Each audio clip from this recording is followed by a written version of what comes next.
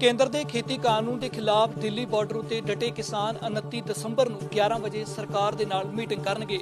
ਇਸ ਮੀਟਿੰਗ ਤੋਂ ਪਹਿਲਾਂ ਕਿਸਾਨਾਂ ਨੇ ਸਰਕਾਰ ਨੂੰ ਇੱਕ ਪ੍ਰਪੋਜ਼ਲ ਭੇਜਿਆ। ਇਸ ਦੇ ਵਿੱਚ ਪੁੱਛਿਆ ਗਿਆ ਹੈ ਖੇਤੀ ਕਾਨੂੰਨ ਨੂੰ ਰੱਦ ਕਰਨ ਲਈ ਸਰਕਾਰ ਕੀ ਕਰ ਰਹੀ ਹੈ, MSP ਨੂੰ ਕਾਨੂੰਨੀ ਅਧਿਕਾਰ ਬਣਾਉਣ ਲਈ ਕੀ ਕਦਮ ਚੁੱਕੇ ਜਾ ਰਹੇ ਨੇ, ਪਰਾਲੀ ਅਤੇ ਬਿਜਲੀ ਆਰਡੀਨੈਂਸ ਤੋਂ ਕਿਸਾਨਾਂ ਨੂੰ ਬਾਹਰ ਰੱਖਣ ਲਈ ਸਰਕਾਰ ਨੇ ਕੀ ਕੀਤਾ ਹੈ। ਕਿਸਾਨਾਂ ਨੇ ਐਲਾਨ ਕੀਤਾ ਕਿ ਪੰਜਾਬ ਦੇ ਨਾਲ-ਨਾਲ ਹਰਿਆਣਾ ਦੇ ਟੋਲ ਪਲਾਜ਼ੇ ਵੀ ਫ੍ਰੀ ਕਰਵਾਏ ਜਾਣਗੇ।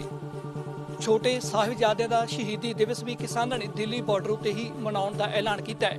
30 ਦਸੰਬਰ ਨੂੰ ਕਿਸਾਨ ਟਰੈਕਟਰ ਮਾਰਚ ਕਰਨਗੇ ਅਤੇ 1 ਜਨਵਰੀ ਨੂੰ ਨਵਾਂ ਸਾਲ ਕਿਸਾਨ ਦਿੱਲੀ ਅਤੇ ਹਰਿਆਣਾ ਦੇ ਲੋਕਾਂ ਨਾਲ ਮਨਾਉਣਗੇ, ਜਿਸ ਦੇ ਲਈ ਉਹਨਾਂ ਨੇ ਦਿੱਲੀ ਅਤੇ ਹਰਿਆਣਾ ਦੇ ਲੋਕਾਂ ਨੂੰ ਅਪੀਲ ਕੀਤੀ ਹੈ ਕਿ ਉਹ ਆ ਕੇ ਦਿੱਲੀ ਬਾਰਡਰ ਉੱਤੇ ਕਿਸਾਨਾਂ ਦੇ ਨਾਲ ਨਵਾਂ ਸਾਲ ਮਨਾਉਣ।